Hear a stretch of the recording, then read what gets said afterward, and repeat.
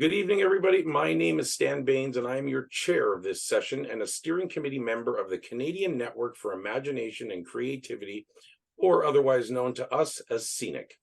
My fellow creative adventurers in our steering committee with us this evening are scattered about on your screens. So if you could, steering committee, can you just give us a wave so that we know who you are? There we go. As with every month, in December is certainly no exception. We are excited to come back to this place and share with you our different topics from our hosts and guests, and then to the discussions that happen afterwards with you. Scenic's goal is to look to find new innovative ideas, look at things from different angles, see it from different backgrounds and perspectives, ask questions, and have open, forward-thinking dialogue. It is our hope to expand our minds in new directions, collaborate through idea sharing, creative partnerships, and our differences, in our sameness, in our beliefs, and find creativity through the exploration of our imagination and ideas. This is a space to learn, explore, and share. We want you to do that in your way to make this space your own. Not only do we want to hear your ideas, but listening is equally as important too. Reflect and participate here in your way. Our format is very simple. Once our hosts guide our discussions for this evening, we will open the floor for our chats and conversations to begin, and we basically just see where our journey will lead us in our time together. At this time, I would like to acknowledge that as a resident of Clarence Rockland, Ontario, which sits just outside of the east end of the city of Ottawa in Ontario, Canada, I'm chairing our meeting on traditional unceded land of the Algonquin Anishinaabe territory and people. In times gone by, we were in the dark. There are clouds today, but in the distance, the sun will shine for us together again. So as you can see, Zoom is our platform for this discussion. Zoom allows you to participate in many different ways. It has built-in controls that allow you to raise your hand so we can see you when you wish to join the conversation, as I mentioned before. You can add things to our chat function as well, which helps keep the ideas and thoughts flowing. Share your idea your way in our jam. As always, you have been so patient and so kind with me, so let's get down to the fun part of the night. Our guided discussions this evening will be led by Mary Blatherwick and our special guest, Dr. Patrick Howard. The title for this evening is Creativity and Sustainability. So, without any more talking from me, over to you, Mary. Thank you so much, Stan. That was a wonderful introduction. As always, it's a real pleasure. And it's a real pleasure this evening to have Patrick Howard with us from CBU. That's Cape Breton University. I just want to say a few words about Patrick. Patrick is very interested in the intersections between sustainability and education. And he has a very long history of working in coastal communities in Newfoundland. And I think he will elaborate on that a little bit and tell you a little bit about how he got really interested in some of the areas that he's working on. Patrick's research and writing has been dedicated to exploring how our defining human abilities, creativity, language, and imagination are products of nature as mediums by which we may grow in our relationships with the living spaces we inhabit. He has numerous publications. He's very involved in creativity and sustainability projects. And he also is his most recent book is called Living Schools, Transforming Education. And I think that's just about as much as I want to say about Patrick, as he's going to elaborate on all of that and talk about sustainability and the very important part that plays in all of our lives in terms of building healthy communities and thinking about the future of this world that we're on and that we live in. Thank you so much. And Patrick, I'll turn it over to you. Thank you very much, Mary. Just going to share my screen. Myself and Stan's expert guidance has walked me through this. See if it all works.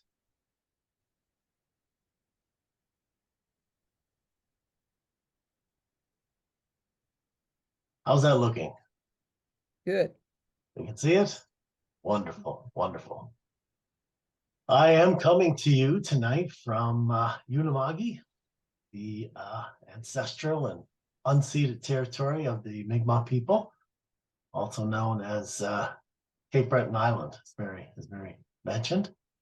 And delighted to be with you, and I really appreciate the invitation to share some thoughts and some of the work that I've been doing in this all important area, creativity innovation, culture, design, the arts, they all play a vital role in framing our understanding of how we can move together toward more sustainable communities and lifestyles. And this is especially so, I think, in the face of the climate crisis and addressing how we're going to tackle that. My area of research, as Mary mentioned, is in teaching and learning and curriculum and teacher education. And we know education is critical to how we bring about change, giving people, young people, all people, the chance to engage with cultural attitudes towards our relationship with the planet, with each other, with community. And we do that through discussion, reflection, and of course, through creative engagement. And then by education, when I talk about education, I mean the whole scope of learning throughout our lives, from early childhood to community building, professional development. And I don't know all the backgrounds of the people on this call, but most of us can see ourselves somewhere along that continuum as educators of one kind or another. So not surprisingly, and it's becoming even more apparent, I think, day by day, our current trajectory of unsustainable lifestyles and economies and pressing issues that come with that, are not least of which is the climate crisis, is more than a scientific problem. Science is important. People think climate change, climate crisis, sustainability, think about recycling and science. But our seemingly inability to act after decades of having all the facts is more of a cultural issue. So we need to disrupt some long-held beliefs and attitudes of how things are and how they must be. And we need new ways of thinking. This is where creativity is so important. We need to be able to imagine alternatives and summon the energy and take risks to act on these ideas. So in short, I think we need human creativity and innovation and the space to imagine and create and harness people's hearts and minds, I think, towards a new way of being. So I'm just going to touch on a couple of things in the 15 minutes or so that I have. I'd like to ground our discussion in my experience, as Mary mentioned as well, how I came to this work.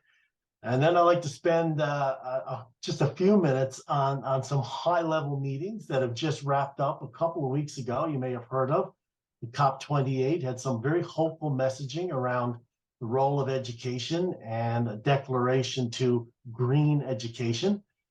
And then take a look at some of the global initiatives over time that have made a difference, I think, in shifting attitudes and awareness concerning sustainability and our response to the climate crisis.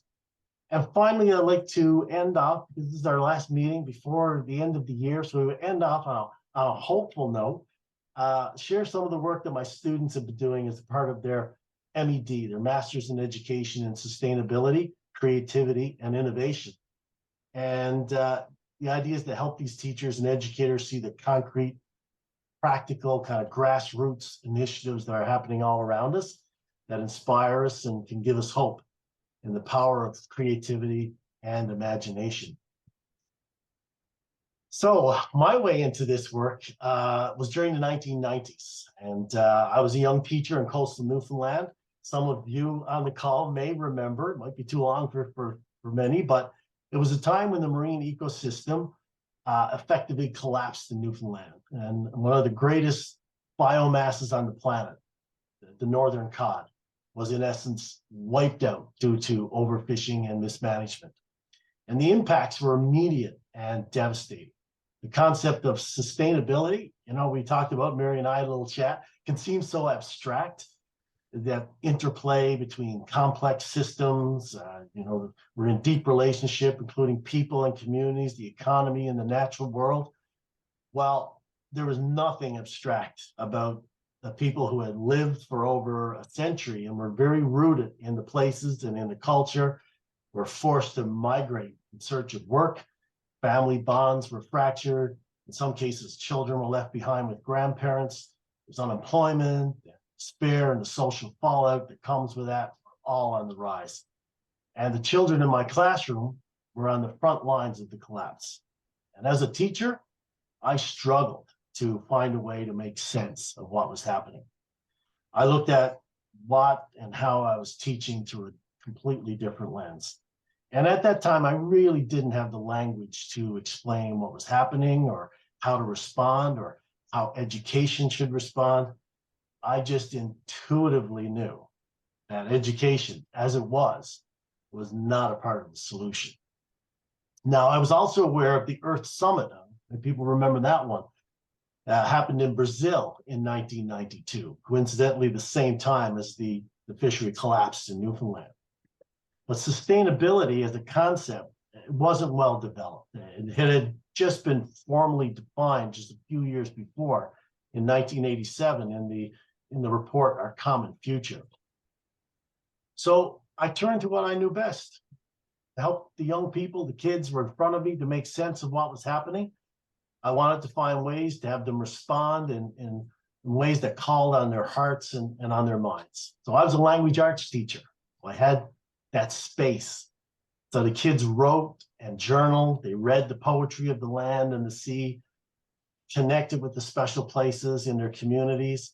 They used photography and art, interviewed older people in the outport to understand what life was like and what they cherished most about where they lived. And invariably, I found that was the hidden coves and the woods and the beaches and the fishing spots and the ponds, the family outings, the community events, connected to the rhythms of the seasons, were a big part of their lives, and they kept coming back to that. So it was this experience that really started my journey to ask, how can education respond? What kind of education is fit for purpose for the challenges that lay ahead? And how can education reflect the values and knowledge needed to live sustainably on this increasingly precarious planet? So we jet ahead 30 years, just a few weeks ago, and I watched the COP28 clue up in Abu Dhabi, the 28th meeting of the Conference of Parties, COP. That's 197 nations that have gathered 28 times now to tackle climate change and the social and economic challenges related to it. Without getting into all the details, suffice to say that the COP meetings have had mixed results, and critics say we're not moving fast enough to address the climate crisis. We won't debate all that, but one noteworthy thing about this COP was that special attention was paid to youth, children, and education. And it was announced that 38 countries, including Canada, committed to climate and sustainability education. And they committed to adopt the UNESCO Greening Education Partnership Declaration. Now, it's a concept of sustainability and climate change that reflects, a systems thinking that's holistic. It includes social justice and health and well-being. And as I said at the beginning, this represents another opportunity for educators to leverage culture, for us together collectively in this space to leverage the arts, design, and our creative capacities. I think it provides us with the impetus to understand the diverse ways of knowing and being as we strive for a different relationship with the natural world and with each other. We look to Indigenous knowledge and ways of knowing, offer a deeper sense of what it means to live in relationship with the natural world and with each other. So the UNESCO Greening Education Partnership that was just announced a few weeks ago, committed to at the COP28, is another in a long line of shifting terms and global initiatives. And in the past 3 decades, I've been paying attention to these initiatives as they come out, and each in their own way.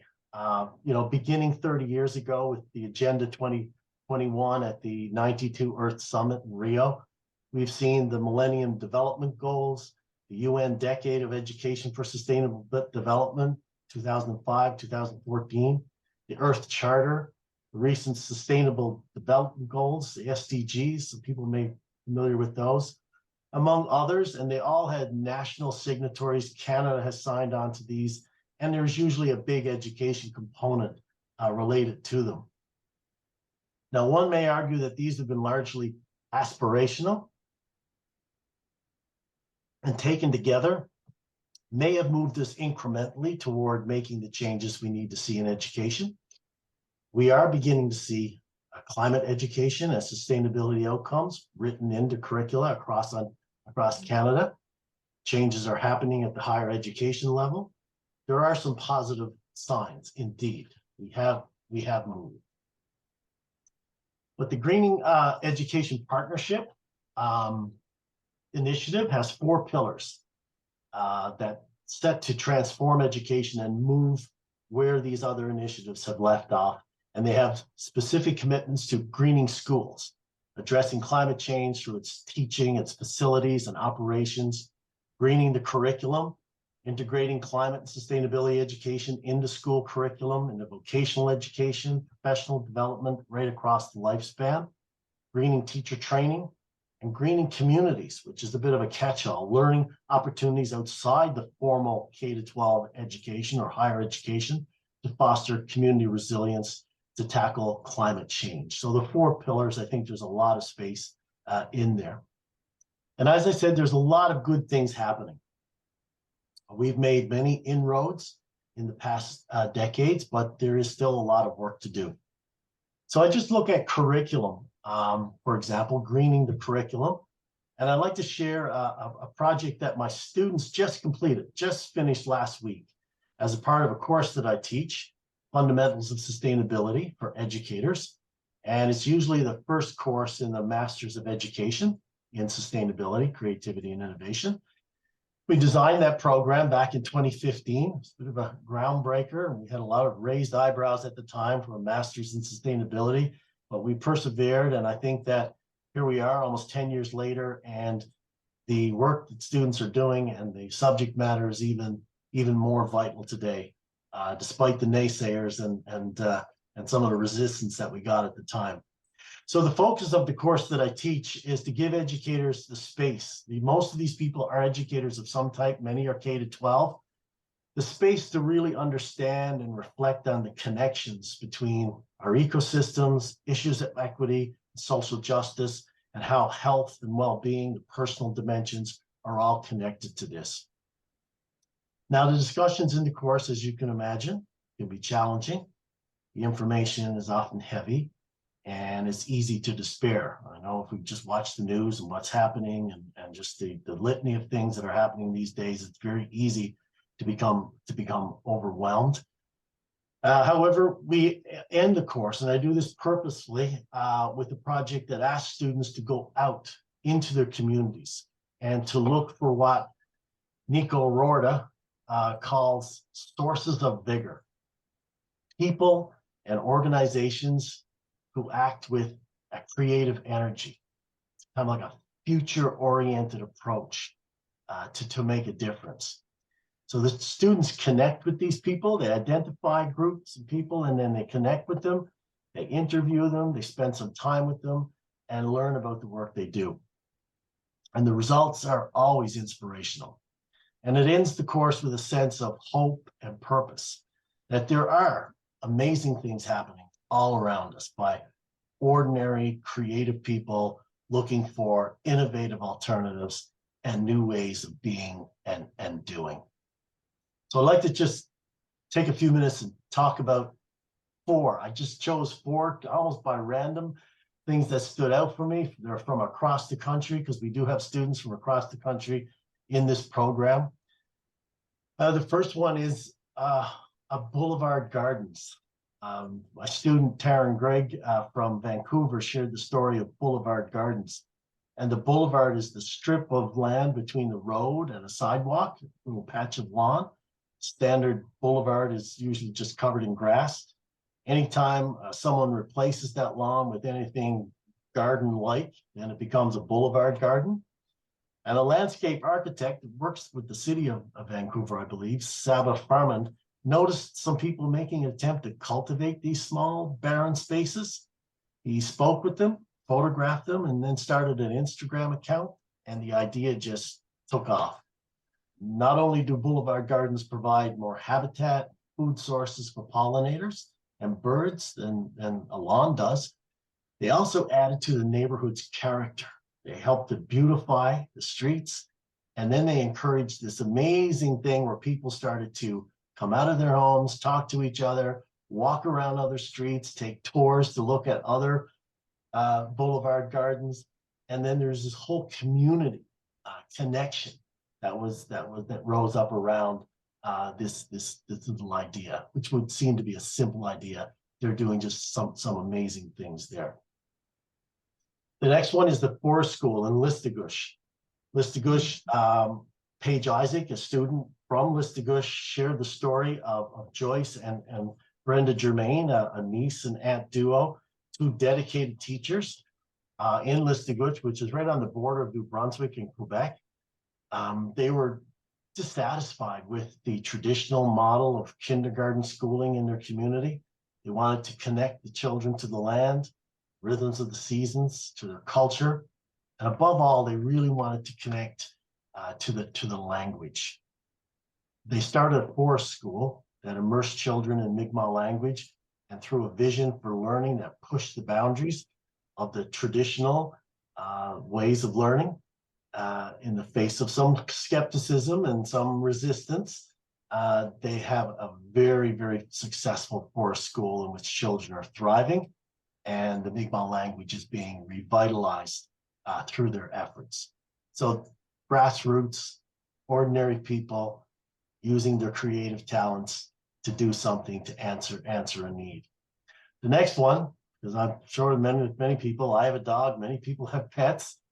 I was really taken with this one. A student from Ontario, Noreen Javid, she shared the vision and journey of Sophia Bonilla, who is a trained biologist, but she was troubled by what she knew to be the unsustainability of the growing meat-based pet food market. Apparently, 25% of all meat produced in North America goes to feeding pets. So the carbon footprint is huge. So Noreen interviewed Sophia, who shared how she researched alternative sources of protein, including algae and insect protein, and she developed an alternative pet food and makes it available through her startup business, Hope Pet Food.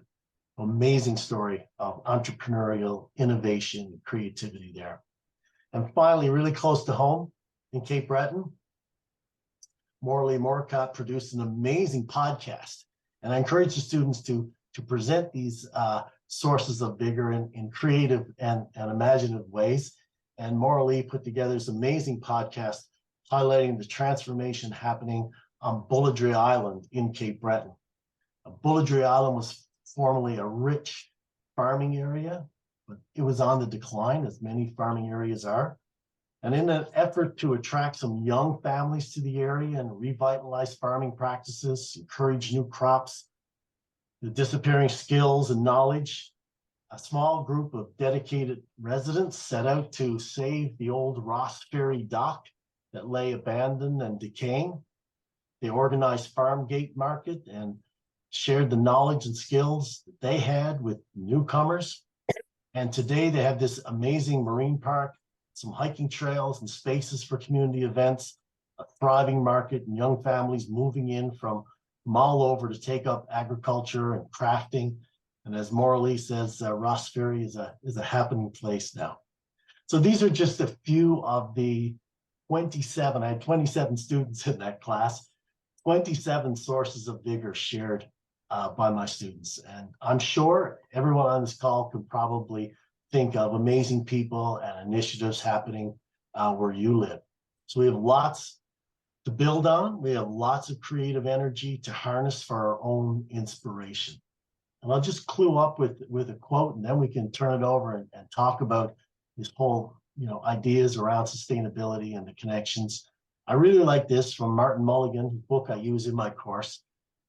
He says we need to be much more open to the unexpected and the unorthodox, because the desire to stay within the safety of the known is the enemy of insight and innovation. So I think each of our students in this course, at least, are moved to break some of those tried and true ways that we think inside the box, as the old cliche goes, but breaking through some of those and looking around what we see it's easy to despair, but when we connect with that energy, that creative energy that's in our communities, if we just look for it, then I think that gives people some extra wind and some energy themselves. So it is very aspirational. So finish there. Thank you very much. I'd love to hear what's happening in your communities and any ideas that you have to share. So I'll just stop here. Thank you so much, Patrick. That was a fantastic presentation of the sort of key ideas and things you're working with. Also wonderful to see the projects that your students are doing. It must be very inspirational for you as well to see that energy and to see them really thinking creatively about how to solve problems and how to kind of improve situations within their own spheres. So thank you so much for that. We'd like to open it up now for discussion. So Stan, maybe you'll keep track of the hands as they go up, and we can hear from the people who are here tonight your ideas and questions that you might have for Patrick. Thank you. Perfect. So we're going to get the ball rolling with Kathy. Kathy, it's over to you. Oh, hi. I just want to mention about a couple of things that have happened in Sudbury since the CCAA process happened at Laurentian University, and they had to come up with $53 million. They were looking at selling everything, including the Laurentian University green space. So I knew that the city wanted to reduce carbon emissions, and what better way than don't cut down all the trees. So I was on the Coalition for a Livable Sudbury, and also on the board for the retired academics at Laurentian University. So I used the two to go to basically every meeting, and I was a liaison between the coalition and the university. And so we had a campaign to save the LU green space. There's Bennett Lake that runs into Ramsey Lake, and Ramsey Lake is the drinking water for most of the people that live in Sudbury. So you don't want to mess with your drinking water. You don't want to go and do a ton of building and have all this runoff. Plus, there were endangered species that were around Bennett Lake that would have been destroyed. So with a lot of campaigning and constantly being vocal, going politically in the last election, we had people who were running for the area federally and provincially and the local area. We made sure that that was part of their platform so that they would put that in the list of things that they would go for. And then we made sure that when they got elected, that those things were also in their platform. So we managed to get it so that Laurentian did not sell the green space. And we even had it written in the chair of Board of Governors. We managed to get him to write it in so that even the buildings that were backing onto this particular green space, that they weren't allowed to even sell any of those properties. And people have put a lot of work into this area, developing cross-country ski trails, hiking, biking, snowshoeing trails. And it's also a big call for students to come to this university because they know they can walk out the door and they can have a lot of their classes are held in this particular green space.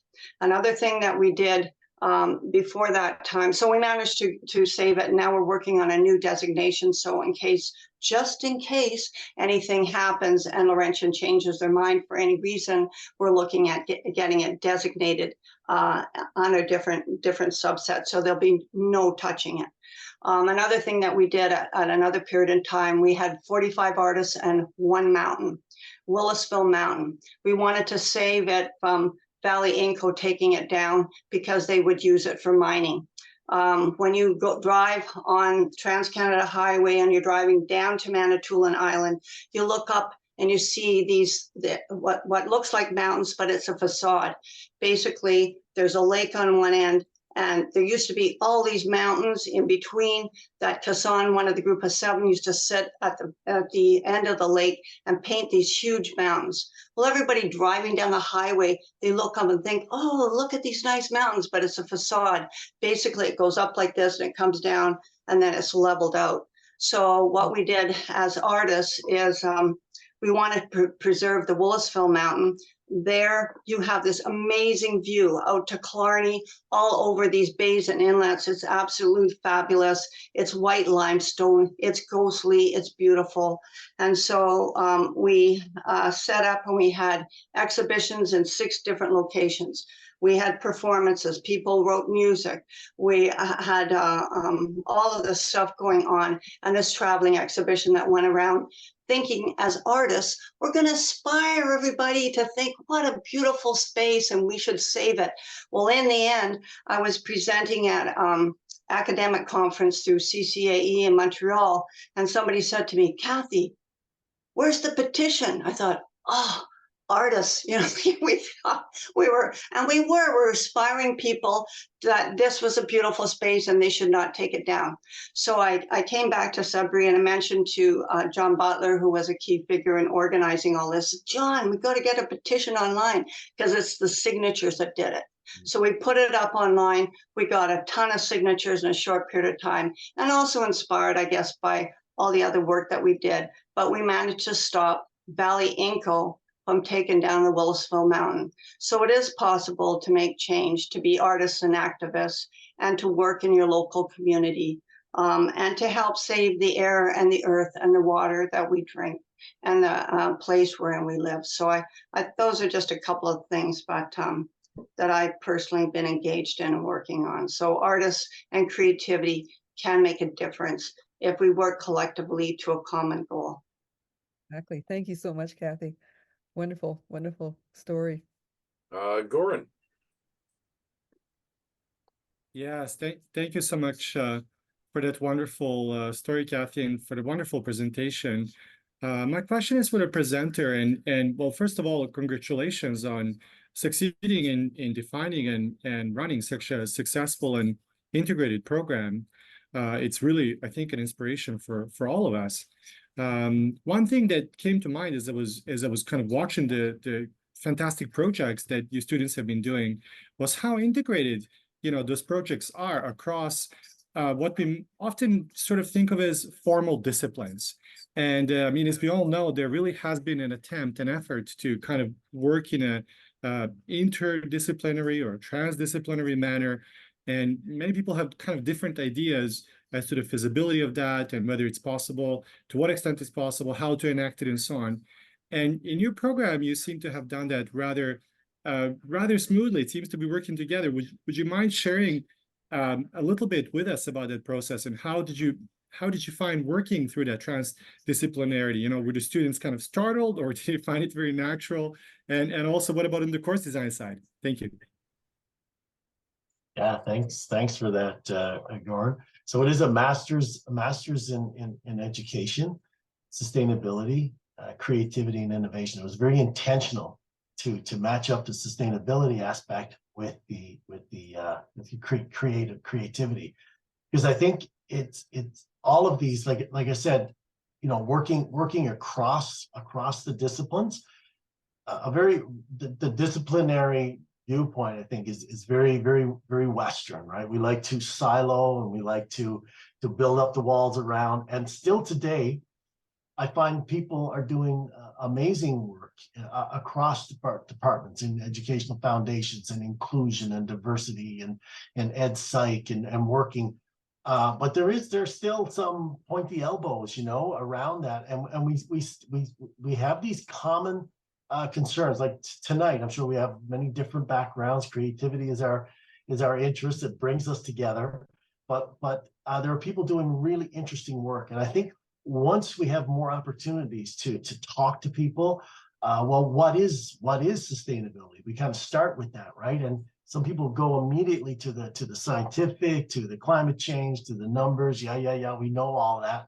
However, when we get a sense that it is all very interconnected, and this is where I think First Nations and Aboriginal ways of knowing that holistic, that seems now to have a lot more purchase amongst our fellow academics. Even 10 years ago, and I mentioned this, we had a lot of raised eyebrows. We had to move this through. Anyone who works at a university here knows you go through all of these different steps of approval, and people from all across the disciplines come and listen to your proposal and make suggestions through academic council. Yeah, we spent a lot of time doing exactly what you're talking about there, Norn, is trying to explain that it is all very interconnected. So any one of those projects there, when you look at them, the Boulevard Gardens, for example, right? You could do a science lesson on a boulevard garden. You could do a landscape architect. You could do something on sociology and connection and bringing people together. The one little project opens up so many different avenues for inquiry that once people see that, I think it just lends itself to this energy. And I know a lot of young people particularly are struggling with the direness, you know, of the news and what they see as their future in peril. But I think creativity and these projects, this action oriented, this future looking, can combat that by having them roll up their sleeves and get involved. It could be something as simple as a little patch of 2x6 lawn in front of their homes. These things can really make a difference for kids and how they feel. So teachers, our students are self-select to come into a program. So we get some amazing people interested in this anyway. But I think generally it's not a hard sell. And I'm so happy. 10 years ago, yeah, it was, but we have moved along. Like I've got a bit of a rear view mirror of almost 30 years now, but I have seen changes and I am hopeful. The optimistic environmentalist, I think is the term. It's sometimes a struggle, but I see what's happening with students and schools and dwell on those positive things. So thanks for your question. Thanks so much. Thanks, Glenn.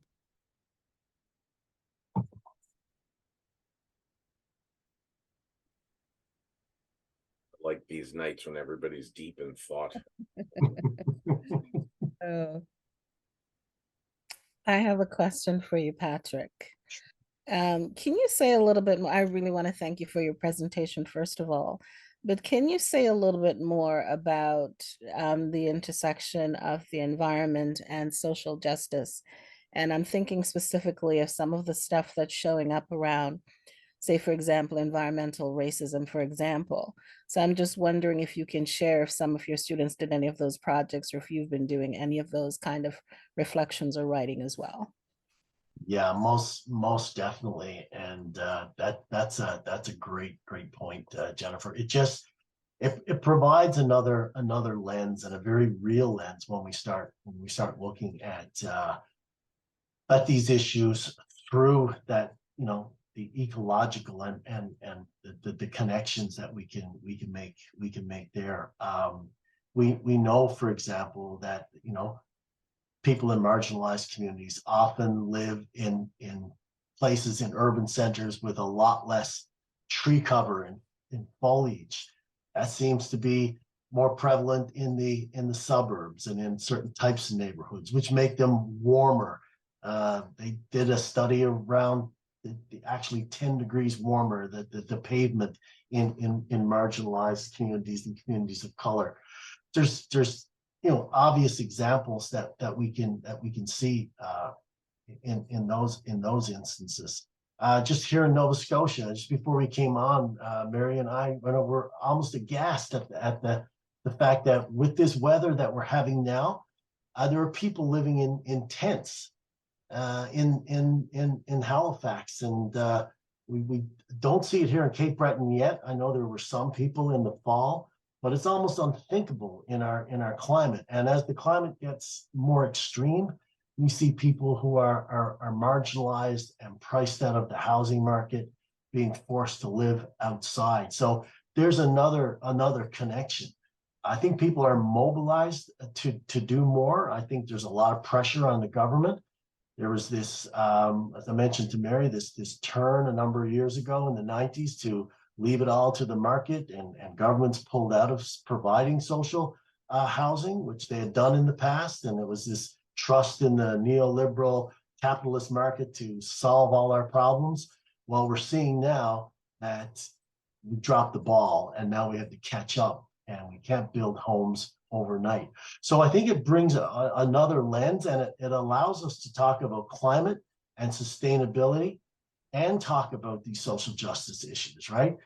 We have many examples of Africville, just absolute environmental racism. We have hotspots around Nova Scotia where the military had buried waste, and guess where a lot of our African Nova Scotian communities are? They're located adjacent to those. So we've got right in our own neighborhood lots of opportunity to bring a new lens and a new conversation to raise the profile of these social justice, environmental justice issues for sure. Thank you. If may I ask another question, just to follow up, please? Sure. So thank you for that. That's just a great response, and thank you for presencing that. The other space that have certainly noticed it in the last 10 years growing significantly is in international spaces. Unfortunately, one of my good friends who lived in Kenya passed away from the amount of mercury that was seeping into the water. And so the toxicity of that unfortunately took her life. And I'm noticing now, particularly in Caribbean and South American countries, there's a demand for countries like Canada, the US, and others where the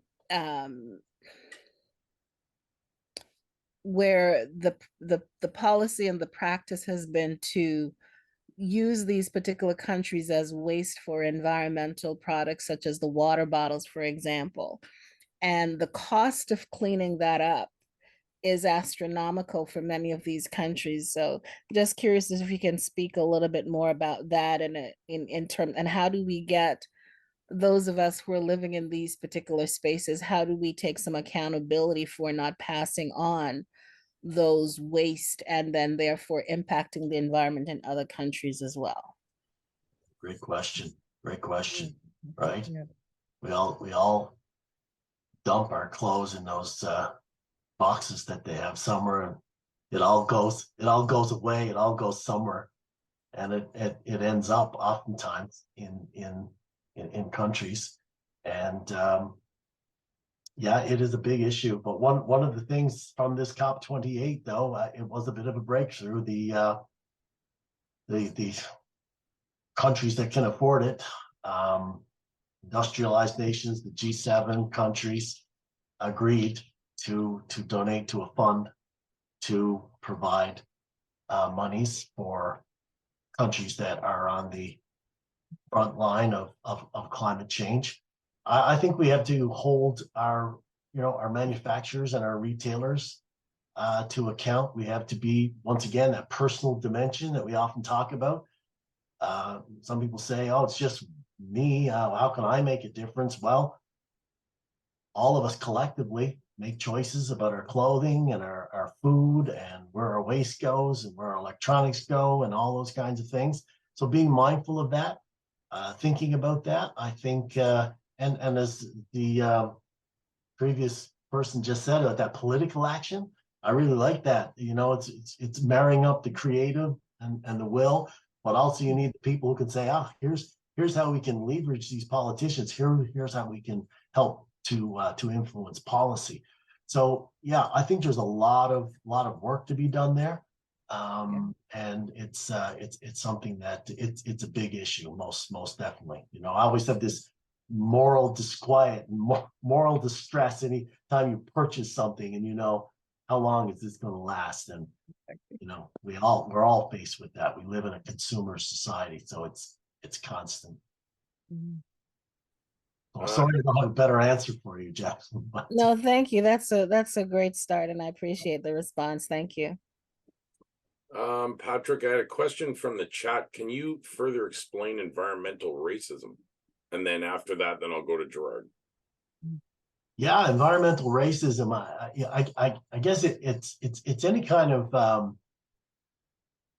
developments or the way that we dispose of our waste that ends up in places that are closely connected to marginalized communities, poor communities, communities that, for example, I know one big situation that it just wreaked havoc in many many cities in the United States, and maybe Mary can speak more to this, Mary Stewart, but the highway, the freeway system that cut straight through many African American communities, which separated them and really divided the communities in two without any regard for the people who live there. And the repercussions of that are still being felt today. Here, like I said, in Nova Scotia, we have African Nova Scotian and, of course, First Nations reserves that were situated close to toxic outflows from pulp mills and that kind of thing. And we just quickly had a real turnaround. And if I was a betting person, I didn't think the government would do it, but they actually closed down a working pulp mill in Pictou County because the company wasn't willing to spend the money to deal with the waste that they had generated close to this First Nations community, and the government pulled the plug on their operations and suffered, of course, all the blowback on the lost employment, but said no more, we're not doing it. And so I thought that, wow, that's a bit of a shift. So raising awareness, environmental racism is real, and it needs to be addressed for sure. Perfect. Thank you. Gerard, go ahead. In your presentation, there was in the title, you talked about wellness, and I'm just wondering if you could speak to, obviously there's a physical impact within the environment that's happening to us, but were there any of your students working around mental wellness and the impact on, and I know that there's a number of programs that are emerging in education, but also even in art therapy around the environmental wellness and that. So I'm just wondering if any of your students were addressing that in their work. Yes, thanks for that, Gerard. I just had the privilege of working with a very talented grad student on her thesis, and she's a grade 8 teacher, and took on this whole idea of children having adverse mental health issues related to anxiety, and this constant sense of worry about their future. She did some really interesting work on that, and tapped into the work of Joanna Macy and these people who've been working with ways of centering and connecting with the environment, of getting kids outdoors, of looking at ways of being active. There's this idea, once again, of allaying that kind of dread and that sense of worry by doing things that can be helpful. And it could be really simple things, age appropriate for little kids, all the way up through. But there's a whole growing area around research around this in the last few years. Really interesting thing, but it is exhibiting in kids, and teachers, I think, need to be aware of it and be sensitive to it, and know how to structure some learning around that to alleviate that kind of fear that kids are feeling. It's ubiquitous. You can't turn on the TV without seeing the polar bears and the ice caps and everything, and the news is on. Kids are internalizing this. So it is mental health and well-being, most definitely. But being outdoors, as we know, and being outside has a lot of benefits that we don't fully understand. But I think it's really important to get that into the daily rituals in schools for sure. Fantastic. Another question from the chat. So this from Christine. Could you speak to accessible design in gardens, providing non-text-based approaches to knowledge systems? Wow, that's a good question. Yeah, it was a lot to say, I have to admit. Yeah, I that's not an area that I'm really familiar with, but it's one I know that a lot of schools now have gardens, using gardens to incorporate and integrate into the curriculum.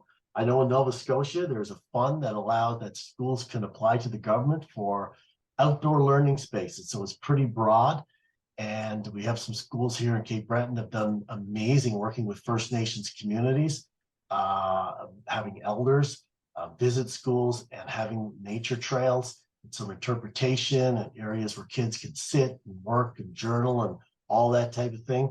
So it is a very inclusive environment, because once you take kids outside, they will meet the elements and what's there in their own way. So it's a very embodied, they're moving, they're so that kind of a design. And I was really interested in that greening schools as one of the pillars.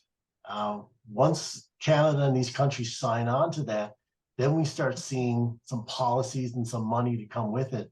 We'll perhaps see more of these spaces, that we can actually look at the interior of schools, how we furnish schools, how we create spaces within schools that are more human-like. Let's face it, many of our schools are the shoebox design, chain link outside, lots of asphalt still, and they're not really conducive to children and growing and connecting with nature. There's a lot of work to be done there. So I just talked all around that question. I'm not sure if I hit on the exact points, but if you know more about it, who asked the question, I'd love to know more about that.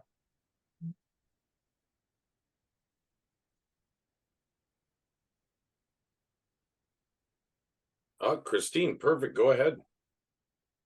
Thank you. Sorry, my camera's off. I'm dyslexic and I'm in my 50s, so I came up through an education system that didn't acknowledge dyslexia or neurodivergency. So the work that I'm investigating in a program at Memorial, I live in British Columbia, is around creating experiences that are, for lack of a better word, universal design. But as a dyslexic, I didn't understand syntax and words and sort of normative colonial approaches to reading and writing. And because I grew up around plants and on a farm, I discovered systems of organizing and layers, if you will, of how the natural world works within the season, but within stores of knowledge. What how are things organized within a flower world or a vegetable world? So it really helped me later on when I could access education in my 40s, when assistive technology was available for reading, and psychoeducational reports, basically said you have a right to be here, and the Charter of Rights and Freedoms changed things with the Accessibility Act to go, hey, you know what? Between listening to CBC ideas and my garden, I think I can write a master's without an undergraduate degree, which I did. So I just wanted to speak to that part of universal design and creating spaces that are for the spectrum of community, for lack of a better word, of the disability or CRIP community and neurodivergent community, is really, really important to approach knowledge that is not grounded within just the lens of reading and writing. So thank you. That's great. Thank you, Christine. That's beautiful. And I would suggest, if you haven't read David Abram, my other hat, I work in phenomenology, which is human experience. David Abram has immersed himself in the natural world. He does a beautiful description of language, words, the actual scribbles that language and letters are, and how we can read signs in the natural world and tracks of animals, and it's just a beautiful rethinking of, like you said, this very what's become so structured and so restrictive, and connecting it to something else. It's if you haven't, he wrote Becoming Animal and The Spell of the Sensuous, two beautiful books if you're interested in that. Well, Go ahead, Sylvia. Did you have something? You'll be our last one for the night. This is a personal question. At Laurentian University, I'd like to know if Shannon Bassett was involved in your program.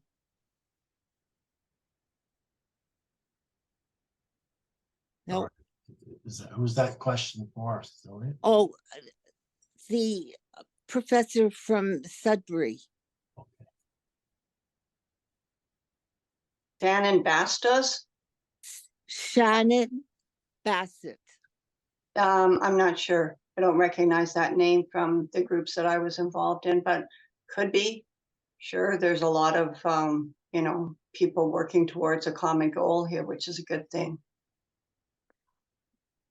The Ask reason that person yourself, I guess. she's in the architecture program. That's why I thought she might have been involved. Anyway, I taught Shannon and it just collided. Okay, it's been really fascinating tonight. Thank you so much. I'm 83 in a couple of weeks. And Congrats, Sylvia. That's great. and if I can help in any way, you can let me know. Thank you so much. And happy holidays to all of you. Same to Thank you you. as well. Well, we have reached that magic time in our evening where we must bring things to a close. So, Patrick, I'm gonna, if you've got a 30-second sign off there, just so that everybody can solve that up, and then I'll finish our closing. Okay, no, yeah, thanks so much again. And thank you to Mary. Myself and Mary go back a ways now, and she's such a champion of all things creativity writ large. So I really want to thank you for the invitation. And it's been nice to reflect and connect some dots, you know, back through our careers and how all of us got to this place. And as we finish off another year, we move into 2024, you know, we do it with hope and vigor, as we say, and the opportunity to share it with like-minded people. And I know I talk about the work I'm doing, and I endlessly fascinated in the great work, for example, Kathy shared with Sudbury. I know there's amazing things, so we like to spend our time in the light. There's plenty of darkness, as Stan mentioned at the beginning there. Very you alluded to that very well, Stan. So I think in the coming year, I think we'll connect with the sources of light and keep that collective energy with groups like this. I just really appreciate it. So I wish everyone all the best for the holiday and a great 2024. Thank you again. Well, thank you, Patrick. That was amazing. And thank you, Mary, for introducing us to Patrick. And thank you all for the discussions this evening, right? Especially for our final jam of 2023. We want you to know that Scenic is socially connected, so please check out our website at www.canadiannetworkforimaginationandcreativity.com. That is one long sentence, but it does work. We can also be found on Instagram and on YouTube, so find us online for more information and links to register for Idea Jams, our bios, view our past Idea Jam sessions, and the chats, and some other helpful information about us and what's coming up. Speaking of which, we are going to be having our first ever live experience coming up in the spring on April 19th and 20th here in Ottawa. It promises to be an event to remember, and more details will be coming quickly as things are being put together faster and faster. So make sure that you are staying tuned to all of your usual channels. We're going to start having more and more information available for your further enlightenment. But if you are really needing information right now, please contact our steering committee member, Michael Wilson, and he can be reached at mpwilson@uottawa.ca. So as we close for the evening, we thank you again for joining us for this past hour, a little over that, and we look forward to seeing you again in the new year. we kick back into our second half of the 2023-2024 jam sessions on January 18th, 2024, and that will be with Jillian Judson and Jessica Sokolowski, where we will be discussing creativity in a world of smartphones and AI. So we don't want you to miss that one. So on behalf of all of us here at Scenic, we wish you, your families, and your friends a happy holiday season, a very Merry Christmas, and a Happy New Year. Let your creativity shine over the holidays, and wherever you are, wherever you go, be safe, be happy, and be together. Join us again, everybody. Merry Christmas and have a great night. Thank you so much. Thank you. Thanks, everyone. Thank you, everyone. Bye. Bye. Cheers.